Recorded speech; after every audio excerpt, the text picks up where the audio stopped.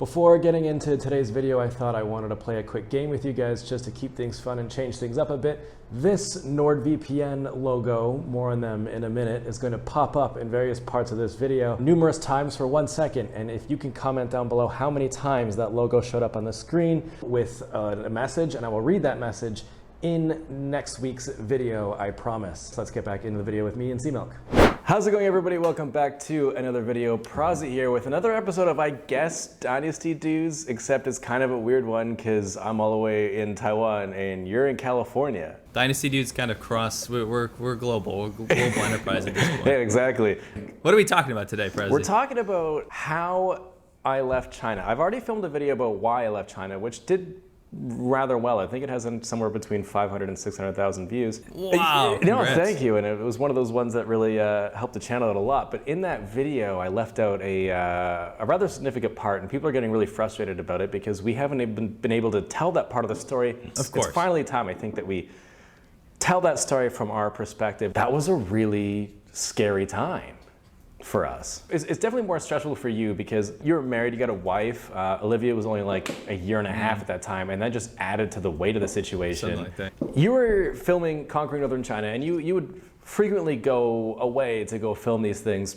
And I remember one day you called me, and it was late at night, and you told me this insane story that I actually didn't believe at first. I thought you were just taking the piss. Are we on the same track? Am I allowed to tell this part? If not, you just let me know. Yeah, absolutely. Go for it. You were Winston up there filming with everybody, and you were followed the whole time because obviously, you know, you got two foreigners on motorcycles with a filming crew, also foreigners. Yes. The Chinese government really doesn't like that a whole lot. You know, you were in a hotel room and the government came in because it's not like you have a choice of letting them in. They're going to go in, right? And I remember, this is exactly how you told it to me. They rotated this laptop around with all of your associates, everybody's names, where they live, and all that kind of stuff with color-coded, how would you say that, like seriousness, or how you and Winston were at the top and then everyone below that is just kind of like me. Like I was just small fries, right? But I'm still on that list. And that's when I kind of didn't believe you at first. I thought it was like, you know, he's up in Conquering Northern China, he's riding, because I remember when you did Southern China and you were riding like nonstop, and it was like, you're just tired all the time. So I was like, maybe he's just feeling a bit delirious. Like maybe he just needs a day of rest, because you guys didn't really rest at all. It was just filming. We were supposed to have rest days built in, but you know, just the filming schedule didn't allow it. We would be on the road for 16 hours and be up until 3 a.m. backing up footage every night. There was a culmination of things, but like the specific location where that happened was very serious. Because it was on the border with Outer Mongolia, and there had been some uprisings against the Chinese government for the ethnic Mongolians living there. That's right. It was the anniversary, of the takeover. So you think about it like this. That's right. You've had all these foreign journalists for how many years, like reporting on Tibet or Xinjiang and things like this, right? And they actually got the story out, but the story's never broken about Inner Mongolia. So they hear these like SWAT team guys and government officials see these foreigners with all this gear and stuff, and they're like, these guys are here to break the story. We had no idea until I called a very wealthy friend that I had in Inner Mongolia whose uncle was in the government and spilled the beans. Basically said, you guys got to get out of there. But we were followed all the rest of the way. But the most important part of this is the fact that in the hallway, Winston and I overheard the officials talking about pretty much every detail you could imagine about our lives. And we're sitting here like, what, 2,500 miles away from home? And these people have files on you that literally know exactly where you shop and like where your last contract was and what your wife's name is and where they work. And it's like chills, obviously, right? Because there's nowhere you can go. It's obviously a cumulative thing. It wasn't that event didn't spark something off necessarily. There was something going on to where we were being looked at, or at least watched, you know, by the local PSB or something, and having a file put on us. Like every foreigner does technically have a file on themselves in China, but well, sure. The thing is, like, really, ours was obviously much more serious because we were being watched because we were posting social media within China, and China's very terrified of the way it's going to look. So it doesn't matter whether it's positive or negative. They're very concerned that we are going to put some sort of image or talk about something that we're not allowed to talk about out to the Western world. And that's an issue for them. And they framed it. They framed it Sure. like you're a journalist in China Correct. without a journalist license. Because there's this. Yeah. I mean, like we can laugh about the Chinese law. It doesn't actually mean anything. The gray area or what they can Until it nail does. you with, it doesn't really matter. They can nail you with anything. Is my point.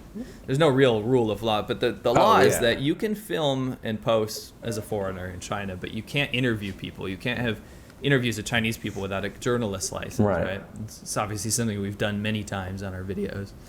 So you've broken that rule multiple times. But what it led up to was crazy. Right. I think I'd like to hear your end of the story. What happened like with the whole bar scenario? In case you guys couldn't tell, today's video is sponsored by NordVPN, who are longtime friends with CMilk and now friends with my channel, which is fantastic. Basically, they're a VPN service that allows you to do all kinds of things. And the crazy thing is that I used to use NordVPN all the time when I lived in China. It was on my phone, it was on my computer, and it allowed me to make those YouTube videos that we're talking about in this video. Without their services, my YouTube videos would look like this, which, yeah, that's not a whole lot of fun to look at. But more importantly, it also allowed me to communicate with my friends and family back home in Canada, because other services like Facebook was also blocked in China. But you know what? Even if you're not living in China, this is still valuable for you because it does hide your IP address, which keeps your identity safe, and it also allows you to view content that wouldn't be available in your country. Just yesterday, I watched this fantastic film called Dear X, which is a Taiwanese film. And you know what, there's a whole load of Taiwanese films coming out of here that you should definitely check out. And if you want to, sign up with NordVPN and you can check it out. And if you use this promo code, you can get 68% off a 2-year plan, which is fantastic. And I'm telling you guys, don't bother trying to use those free VPN services because they just don't work. I tried it. I tried to save some money when I lived in China, and it's just unreliable and it doesn't work. Go check it out. There's a link in the description down below. Anyways, back to me and CMilk.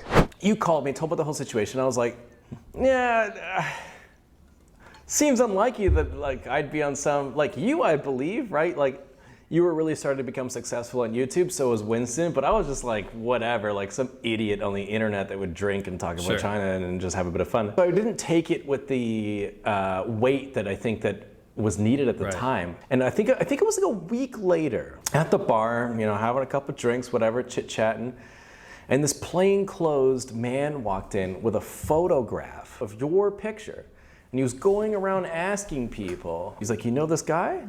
And I'm like, that's fucking weird. Because Simo just called me last week talking about all this So kind that's of when it stuff. came And I was together. like, no. Yeah, that's for me, that's when it really kind of added a little bit of like, that's not right, Told him Right. I never seen him, but then I messaged you and I was like, dude, this happened, whatever. And that's when things started to get really heavy. No, the writing was on the wall at and that then- point. I knew something was going to come crashing down. Definitely, and it felt, all of a sudden, stuff started feeling really unsafe. And then it came from just like walking down the street, having a bit of food, to being like, we can't film anywhere near our house. Right. And that's when I think you started filming in Hong Kong a bunch. Mm-hmm. I started going to Hong Kong a bunch just because, I needed a break from China. It wasn't anything like political. I just we'd go see our buddy Brown Eye, have a bit of fun. But I noticed, and I think you did as well, that when I was going to Hong Kong, I got stopped. And I was never stopped at that Hong Kong border ever before. And if you live anywhere near, like if you're in Shenzhen, if you're in Guangzhou, you go to Hong Kong pretty often because it's easily accessible, but you're not really gonna get stopped. No. It's like there's a cajillion people that flow through that border every day. And I never got stopped. But since that moment, I got stopped every single time. And then let's look at like when you left, because that was weird, because it was so sudden. I don't remember what day it was, but I was asleep. You had messaged me a bunch of times, but obviously I didn't see it because I was asleep. And then Vivi calls me and she's like, is CMilk with you? And I was like, no, like I just woke up. And then she was like, I wanted to take Olivia to the park, and he came running and said, I had to go. Mm-hmm. And I was like, he what? She's like, she seriously went up to the room, packed a bag of clothes, and left. Mm-hmm. I feel like if you didn't get out at the time you did, I honestly don't know No. that we'd be talking today. And I don't say that with I don't say that No. lightly. Like, I don't say that Right. just casually. I honestly mean that. And I do kind of praise the fact that you were able to like recognize that. Because even like for the whole thing, I was kind of like, you're just Right. paranoid, honestly. So I wanted to ask you, what was your tipping Yeah. point? Like, because you talked about like why you left, right? I just remember like the house is packed up. Vivi's mom is like, I don't know, doing what Vivi's mom does. Like, Emptying out all the ice, like buys this like, sleeping in my bed. I don't know. She rents this like wicked expensive van. So we get into the van and we drive to Hong Kong.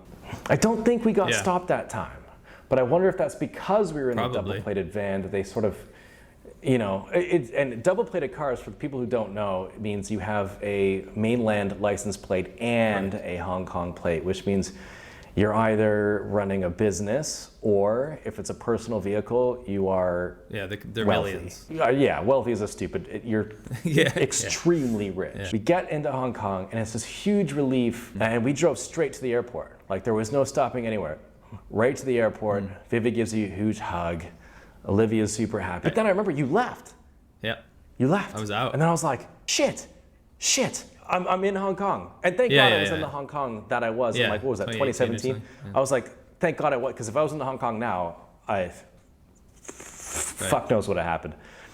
But I'm like, shit, I'm in Hong Kong by myself. And now I'm freaking out. And now I'm trying to like think about who I should message. Some of our contacts that we had in Hong Kong, but I was like, do I really want to like bring them in? So I was like, fuck it. Let's just get on the bus. I actually took the subway, which is like way more expensive, but whatever. Anyways, took the subway to the border, got back into China, and then I remember I went home and laid on my bed, and I was like, I've known Sea Milk for years. And Yeah. what we did was kind of the reason I stayed there. Sure. There was a lot of reasons I stayed there, but that was one of like the major things. I don't think me and you at least never did any like exposés. It wasn't China's so bad at this, and look how shitty these people are. It was like, look at this Right. restaurant, look at what they eat, look how like It's a lot of kind comedy as interesting well. these different apps they have or different experiences they have. Yep. I don't think that there was anything like. I don't think it was in Right. any trouble. I don't think that if I had decided to leave a year later that there'd be anything Right. wrong. But the fact that I definitely was being watched, and the fact that the government was paying attention to me, guilty via association, scared the shit out of me. Again, so my leaving China wasn't as dramatic as yours. I just kind of went to Hong Kong, got stopped, and then I was like, oh, I think you shit, made the I'm right fucked, decision.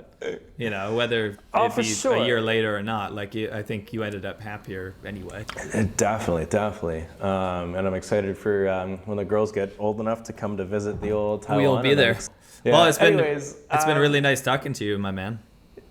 Yeah, it's like we talk like every day. You know what I mean? You No, know it what is- I mean? it's good On time. video chat on camera. You know. It's good talking to you with everybody else willing, and I hope this answers any questions that people had. I don't know if it was underwhelming or whatever, Sure. but that was our sort of great escape from the communist land of China, and I'm happy we got out now because honestly, if you're looking at moving to China, it is not looking good because they've just dissolved Hong Kong. It's basically, I think you said this in your video, and I totally agree. It's basically just Shenzhen extended. It is. So, it's scary stuff. But you know what? Me and you get to enjoy the happy ever after story, being in We do. places that we love with the people we love. It's very true. All right.